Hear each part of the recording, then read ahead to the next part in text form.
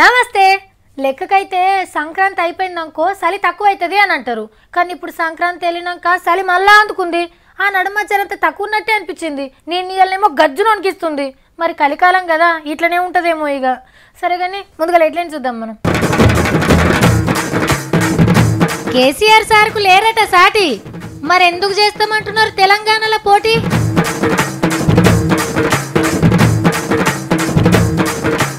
Comrade అయ్యిండు boxer, నారన్న ఏది చేసినా సూపర్. నయీం చేతిరాత కోసం వేట, కానీ దొరికేటిదేమో తూట.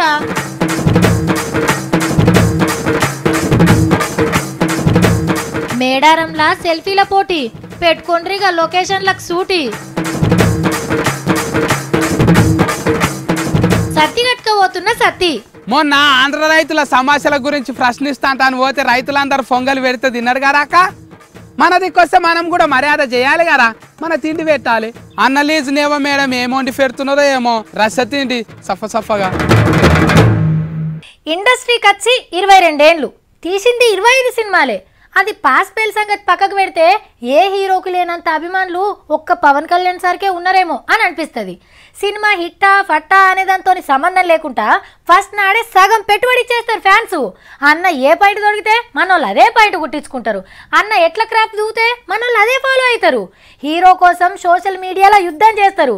అవసరమైతే కోడిగుడ్లతో సన్మానం కూడా చేస్తారు. వీళ్ళకి తిక్కుంది అని అంటే దానికో లెక్కుంది అని అంటారు. అయితే అన్నగారికి అజ్ఞాతవాసి సినిమానే ఆఖరి సినిమానట. ఇదివరసంది రాజకీయ సినిమా చూపిస్తాడట. మరి వీళ్ళు విడుదలైన బుడ్డరీలేందో చూద్దాం పారి. జనసేన అధినేత కరీంనగర్లో మీటింగ్ పెడితే హాల్ నిండి అలుగు వారింది. కుర్చీలో కూర్చున్నోళ్ళు తక్కువ, లేచెగిరినోళ్ళే ఎక్కువ. వెనక నుంచి ముంగట్ నుంచి సెల్ఫీల కోసం మీది కురుకుడు, శాల్వాలు ఇసిరేసుడు, సీఎం సీఎం ఆ నొర్రుడు ఓ మస్తుగా నడిచింది పో. గీ అభిమానైతే దెబ్బలు దాకించుకొని నెత్తురు బట్టలతోనే వచ్చిండు హీరోని కలవాలని. ఇక తెలంగాణ అంటే ఎంత ఇష్టమో పవన్ అన్న వలికిండు కదా. 3.5 కోట్ల మంది తప్పకుండా తినాల్సిందే. ఆంధ్ర నాకు జన్మనిస్తే తెలంగాణ నాకు పునర్జన్మనిచ్చింది. జై తెలంగాణ ఆ నినాదం నాకు అణువున పులకరింతిస్తుంది. నేను తెలంగాణ వ్యతిరేకిని కాదు, నాకు తెలంగాణ అంటే చాలా ఇష్టం, ప్రేమ, ప్రాణం కూడా. వందే మాతరం లాంటి ఎలాంటి పదమో మహామంత్రమో ఈ జై తెలంగాణ కూడా అలాంటి గొప్ప మహావాక్యం. అంతేకాదు తెలంగాణ యాస భాషలంటే మస్తు ఇష్టమట సార్కు. తెలంగాణ యాసని, తెలంగాణ భాషని, తెలంగాణ సంస్కృతిని నేను చేసే సినిమాల్లో కవులని కళాకారులని ప్రోత్సహిస్తూ వచ్చాను. నాకు అంత ఇష్టం తెలంగాణ అంటే. కేసీఆర్ సార్ ని మోస్తందుకు తెలంగాణలో యాత్ర చేస్తున్నాడు అని అంటున్నారు కదా కాంగ్రెస్ వాళ్ళు. మరి అలా గిట్ల సమాధానం చెప్పిండు. కేసీఆర్ గారిని స్మార్ట్ గా పనిచేస్తారా అంటే కొంతమంది నాయకులకి ఇబ్బంది కలిగింది నా మాటలు. మీరు నన్ను విమర్శించండి, దాడులు చేయండి, ఏదైనా చేయండి, కానీ నేనైతే మనం వెనక్కి తిప్పను. మాట ఇచ్చానా నిలబడి తీరుతాను. ఏమో పార్టీని కొసేళ్ల దాకా నడుపుతాడో, ప్రజారాజ్యం లెక్క ఇంకో పార్టీలో కలిపేస్తాడో అని కూడా అంటున్నారు కదా సార్. మరి విలీనం చేసే కాడికి నేను మీ ముందుకు ఎందుకుంటాను? ఒకసారి నేను రాజీ పడినట్టుంటది, రాజీ కాదది. ఎన్ని వేల కోట్లు ఇస్తే ఇంత ప్రేమ దొరుకుద్ది. ఈ ప్రేమకు మించిన సంపద నాకు ఏది ఏది ఏది అవసరం లేదు. ఇంతకు వచ్చే ఎలక్షన్లనన్న పోటీ చేస్తాడా, చేస్తే ఆడనా ఈడనా అనే డౌట్లను కూడా క్లియర్ చేసిండు. 2019 ఎలక్షన్స్ కి జనసేన పార్టీ తెలంగాణలో కూడా పోటీ చేస్తుంది. ఇక ఆఖర్లా బంగారం వంటి మాట చెప్పిండు. తెలంగాణ బంగారు భవిష్యత్తు కోసం నేను మీతో పాటు పోరాటం చేస్తానని సవినయంగా తెలియజేసుకున్నాను. జై తెలంగాణ, జై హింద్. అది ఆనాకాలం జోరుగా ఆనబడుతుంది.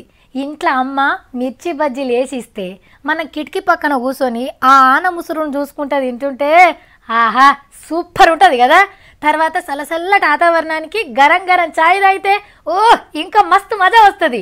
అటు బొంబాయి పోతే పావు బజ్జీ, ఏ గల్లీలో చూసినా లొట్టలు వేసుకుంటూ తింటారు. ఇటు ఆంధ్రాకు పోతే పూతరేకులు ఫేమస్.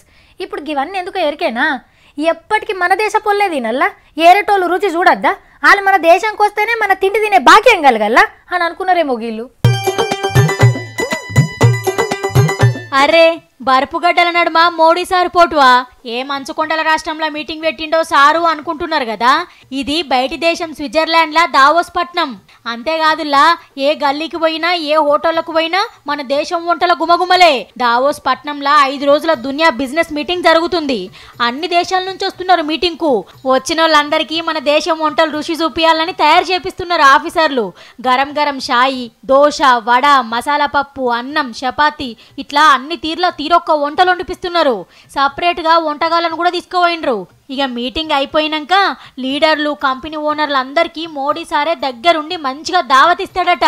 ఇక చూడాల మరి మన వంటల రుచి మురక చూసినాక వ్యాపారం చేస్తేందుకు మన దేశానికే వస్తా అంటారేమో. సావిత్రి లే, ఏందమ్మా ఈ రాతలు? కోడి గెలికినట్టు కాకపోతే ఏంది ఇది? అబ్బబ్బబ్బబ్బా, దుర్బిని పెట్టుకొని ఎంకులా అన్నా ఏం ముక్క రాసినావో ఒక ముక్క అర్థమైతోట్టు. ఈ పేపర్ దిద్దినాక మా ఇంటోళ్ళ మీద ఉర్రాల్సి వచ్చింది నాకు. నీకో దండం తల్లి, నీ రాతలకు దండం అని మా టీచర్ తిట్టేది అప్పట్లో. కానీ ఆ రాసిన పరీక్ష పేపర్లు నేనైతే పారేయకుండా మంచిగా ఇంట్లో దాచబెట్టుకున్నా. అయితే మొన్న ఎందుకో ఇల్లు దులిపేటప్పుడు ఆ పేపర్లు కనబడంగానే ఇప్పటికప్పుడు ఏం రాసిందో అర్థం కాక మస్తు నవ్వొచ్చింది. నాయి దొరికినట్టే. అమ్మో నేను చెప్పా, మీరే చూడుర్రి. నయూం ఖాన్ కేసు ముంగట పడాలంటే కావాల్సిన ఏకైక సాక్ష్యం ఏందో తెలుసునా? గన్ను పట్టిన పుణ్యాత్ముడు పెన్ను పట్టి రాసిన చేతిరాత. ఈ బంగారయ్య దిద్దిన బంగారు అక్షరాలు దొరికితే తప్ప బాధితులకు న్యాయం జరగదంట.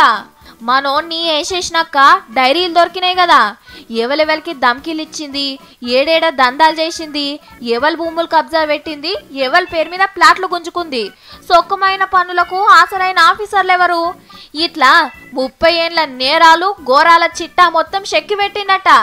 అయితే డైరీలా రాసింది కుద్దు నయూం గాడే అని కోర్టులా రుజువు చేయాల్సి ఉంటదంట పోలీసోళ్ళు. చిన్నప్పుడు ఈ స్కూళ్ళల్లో రాసిన పరీక్ష పేపర్లో దోస్తులకు రాసిన ఉత్తరాలు, జైళ్ళు ఉన్నప్పుడు ఇంటోళ్ళకు రాసిన లెటర్లు, ఏదో ఒక చేతి రాతను దొరికించుకోవాలి మొదలు. డైరీల రాత, పాత రాత సేమ్ టు సేమ్ ఉంటేనే కేసు నడుస్తుంది, లేకుంటే గోవిందా. అగో గందుకే బాయిసా పాత బంగారి రాతల కోసం కాళ్లకు గిరికలు కట్టుకొని తిరుగుతున్నారు పోలీసోళ్ళు. గన్నుతో రాసిన అక్షరాలు బొచ్చెడు దొరుకుతాయి, కానీ పెన్నుతో రాసినే దొరుకుడు చాలా కష్టం. ఆ రాతలు ఎన్నడు దొరుకుతాయో, బాధితుల బతుకు రాతలు ఎన్నడు మారుతాయో పో. లే, ఎంతైనా కమ్యూనిస్ట్ పార్టీల ఉద్యమాలులా వాళ్ళు పోరాటంలోకి దిగరు. ఒక పారి దిగిర్రంటే ఇక వెనక ముందు చూసులే ఉండదు. నీళ్ళ కోసం అయితే ఖాళీ బిందెలు, వ్యవసాయం కోసం అయితే ఎండువైన పత్తి చెట్లు, సడకులు చక్కగా లేకుంటే రోడ్ల మీద రాస్తా రోకోలు, బడి ఫీజులు బరువు అయితే దీక్షలు, దవాఖాన్లు మంచిగా లేవని ధర్నాలతోని ఎర్రన్నల ఎరుపేందో చూపిస్తారు. మరి దానికి పవర్ కావాలి కదా. ఆగు, అది సంపాదించుకునే పనిలు ఉన్నాడు మన పెద్దన్న. బాక్సింగ్ గ్లౌజులు తొడిగి ఎర్రన్న రెడీగా ఉన్నాడు. రెడీ 3, 2, 1.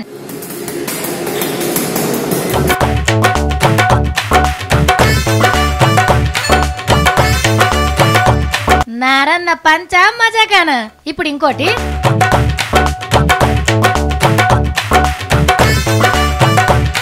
కండాలు పెరిగేతందుకన్నట్టు ఆంధ్రాల నందిగామ అనే ఊర్లా ఇట్లా జిమ్ములా ఇట్లా దమ్ము చూపించిండు కామ్రేడ్ నారాయణ సారు. చెయ్యాల మరి, తన్నుడిదంతే సిమెంట్ పలకలు పాదారు పచ్చలు కావాలంటే ఈ మాత్రం కష్టపడకుంటే తప్పదు మరి. ఆంధ్రాల సంక్రాంతి పండగ చేసుకొని వచ్చిన ఎవ్వరి మందలిచ్చిన మస్తు జరిగింది పండగ. 3 రోజులు ఎంజాయ్ అంటే ఎంజాయ్ అని చెప్తున్నారు. అబ్బా, ముగ్గులేసుడు, గంగిరెద్దుల ఆటలు, హరిదాసుల పాటలు, కమ్మటి వంటలు ఈ ఎంజాయ్ అనుకుంటురా? ఇది కామనే. మనోళ్ళు చెప్పేది కోళ్ల పందాల ఎంజాయ్. కోనసీమ కోళ్ల పందాల మీద ఫుల్ గరమైంది పొత్తుల హైకోర్టు. పందాలు కాయొద్దు, కాశ్నోళ్ళని అరెస్టు చేయాలి అని పదేళ్ళ లెక్కనే ఆంధ్ర డీజీపీకి ప్రభుత్వ ప్రధాన కార్యదర్శికి ఆర్డర్ వేసింది పండుగకు ముందే. మరి ఆగినాయా? కొబ్బరి తోటల నడమ 3 రోజులు గ్రౌండ్ల కోళ్ల ఫైటింగు, బయట మనోళ్ళ బెట్టింగు. 100 కోట్ల రూపాయలు చేతులు మారినాయి. పబ్లిక్లనే ఇంత జోరుగా కోళ్ల పందాలు జరిగినా ఏ పోలీస్ అటు మోకాన చూసిందే లేదు. అగో గందుకే మేము ఆర్డర్ వేసినా ఎందుకు కోళ్ల పందాలను ఆపలేదో చెప్పాలి అని గరమైంది కోర్టు. అయినా వీళ్ళు మాత్రం ఏం చేస్తారు? ఖుద్దు సర్కార్ని నడిపిస్తున్న ఎంపీలు, ఎమ్మెల్యేలు కాయ్ రాజా కాయ్ అనుకుంటా దగ్గరుండి కోళ్ల పందాలు ఆడియవటిరి. మా వాళ్ళని అరెస్ట్ చేస్తే ఇక మీకున్నట్టే అని వార్నింగులు ఇవ్వట్రి. కోర్టు మన మంచికే చెప్పింది అని పందాలు కాస్టోళ్ళకి సోయి లేకపాయే. ఇంత ముద్దుగా లీడర్లు పందెం రాయిలు ఒక ఒప్పందం ప్రకారం కోళ్ల పందాలను కొనసాగిస్తుంటే ఇక నడిమిట్లా పోలీసులను ఆఫీసర్లను ఏం లాభం?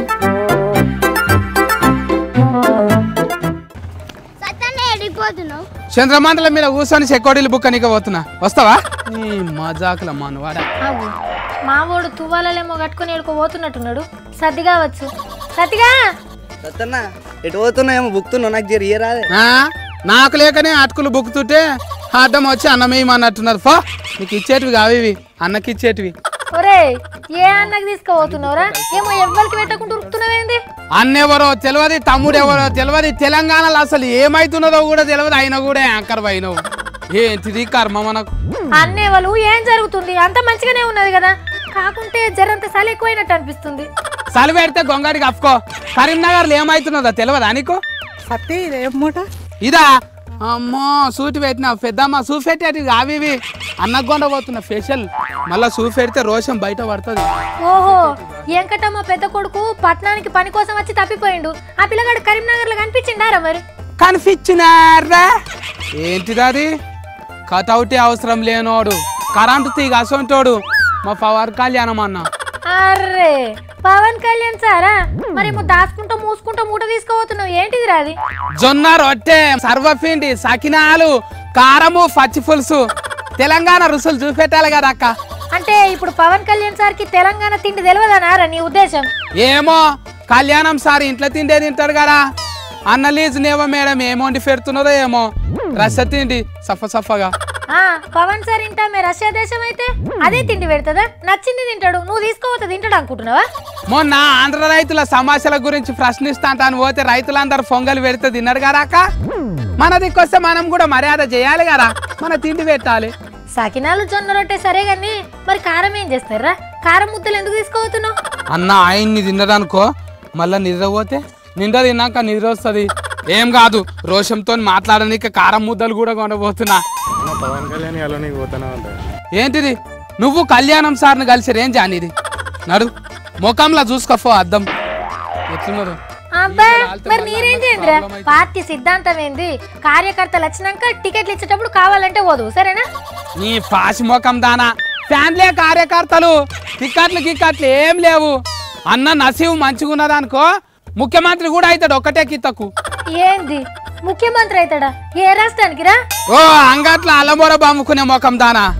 మా అన్న అదృష్టం మంచిగా ఉంటే రాష్ట్రానికి కాదు దేశానికి కూడా ముఖ్యమైన మంత్రి అవుతాడు. దేశానికి ప్రధానమంత్రి ఉంటారా, ముఖ్యమంత్రి కాదు. ముఖ్యమంత్రి రాష్ట్రానికి ఉంటాడు. కళ్యాణం అన్న కోసం ఉంటది. నీకేమన్నా సిద్ధాంతం గురించి తెలుసా అంటాను మాట్లాడుతున్నావా? వామ్ము వామ్ము, నాకు గంతపొడి సిద్ధాంతాలు గిద్ధాంతాలు ఏం తెలియరా నాయన, సరేనా? అసలు సిద్ధాంతం అంటే ఏందో నువ్వు చెప్పు, తెలుసుకుంటా. సిద్ధాంతాల గురించి సిద్ధార్థ రాయనే అడుగుతావా నువ్వు? ఆయన సిద్ధాంతమే ఆయన సీఎం చేస్తుంది. సిద్ధార్థ రాయ్ అనే డైలాగులు ఉండేయట, ఇక సినిమాలు బంద్ పెడుతున్నాడట. కుద్దు పవన్ సారే చెప్పిండు. జనంసేన సినిమా లేదా మాకు? 2.5 గంటల సినిమా కాదు, గంటలు దినాలు సంవత్సరాల సినిమా. టికెట్లే ఉన్నాయి ఇక చూసుడే ఫిరీలా. నువ్వు తిక్క తిక్క మాట్లాడకీడా. జనసేన అనేది పార్టీరా, నువ్వేంద్ర నాయన సినిమాని చేసినావు. హనుమాన్లకి జనంసేన కూడా ఒక సినిమానే, దినాం చూస్తాం. ఇక టాకీస్ లో కోకుండా సరే పైసలే ఖర్చు కావు. సరే గాని పవన్ కళ్యాణ్ సార్ది చీకటి గుంతలతో వాయే, కందిలి దీపం లేదేంద్రా? గాయంత కూడా తెలియదా నీకు? ఇప్పుడు తెలంగాణలో ఇరాం లేకుంటే 24 గంటలు కరెంటే ఉంటది. అందుకే పవర్ అవసరం లేదు, కరెంటే అవసరం లేదు. వెలుగులనే ఉంటాడు ఎప్పటికీ, కందిలేందుకు? ఏమో పో, నీ ఇష్టం వచ్చినట్టు చేసుకో. తెలంగాణ తిండి పెట్టి మర్యాదలు చేయి. ఊర్లో ఉరుకులాడుతున్నావు కదా మంచిగానే. అన్న జీవితం ప్రేమించటోళ్ళ కొరకే, అన్న ఆఖరి శ్వాస తెలంగాణ కొరకే. మా జీవితం అన్న కొరకే. జై హింద్, జై భారత్. పట్నంలో సెల్ఫీలు దిగి మీకు బోర్ కొడుతోందా? దిగిన జాగాలనే సెల్ఫీలు దిగి ఫేస్బుక్ లో పెడితే లైకులు రావడం లేదా? అది చూసి పాత సెల్ఫీ అని కామెంట్ చేస్తున్నారా? ఈ ఆపద నుంచి బయటపడేది ఎలా అని నెత్తెటికెళ్ళి వీక్కుంటున్నారా? అయితే మీలాంటి వాళ్ళ కోసమే కొత్తగా సెల్ఫీ స్పాట్ తయారుగా అవుతుంది.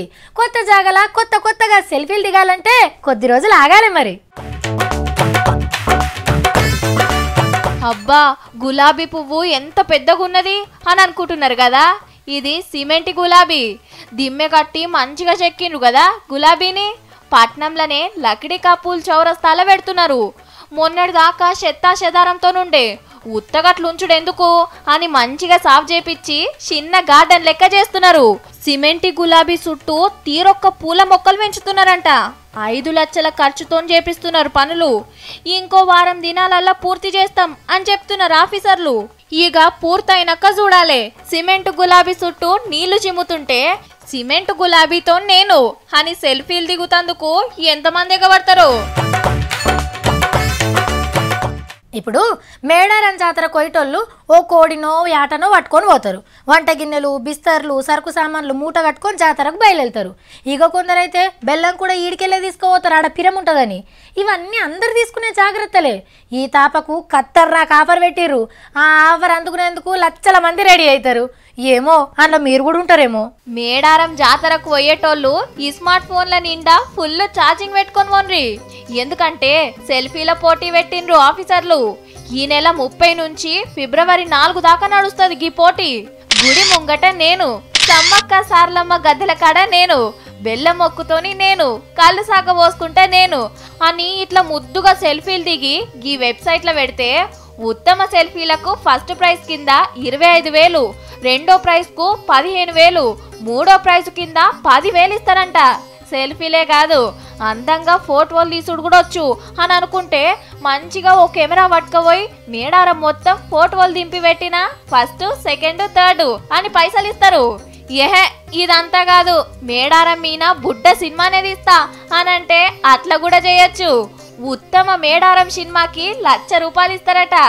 ఇట్లా మొత్తం 4,25,000 రూపాయలు బహుమతుల కింద ఇస్తాం అని సోషల్ మీడియాలో సాటింపేసిండ్రు. గిరిజన జాతరకు ఇంకింత పబ్లిసిటీ తెస్తందుకు ఆఫీసర్లు చేస్తున్న ఆలోచన అన్నట్టు. మరి ఇంకెందుకు ఆలస్యం, జాతరకు తయారుండుర్రి. అమ్మల దర్శనం చేసుకోవచ్చు. అదృష్టం మంచిగుంటే లక్షాధికారి కావచ్చు. పోయేస్తా మరి. నమస్తే.